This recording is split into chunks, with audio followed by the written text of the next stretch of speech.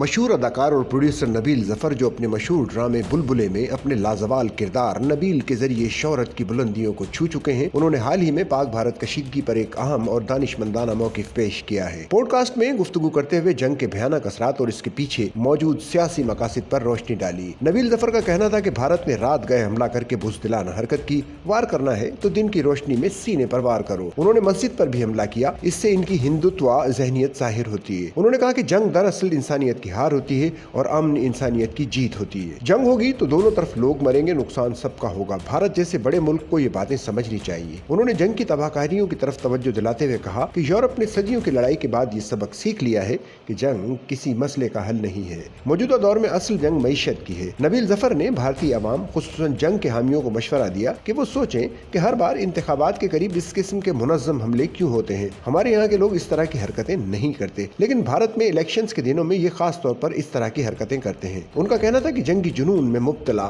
بھارتی لوگ یہ کیوں نہیں سمجھتے کہ الیکشنز کے دوران ہی ایسے واقعات کیوں ہوتے ہیں؟ کیا یہ صرف اتفاق ہوتا ہے یا اس کے پیچھے کوئی منصوبہ بندی ہوتی ہے؟ انہوں نے مزید کہا کہ اگر جنگ چھڑتی ہے تو پاکستان کے 25 کروڑ عوام میں سے ہر ایک فرد سپاہی ہوگا اور ملک کا دفاع کرے گا۔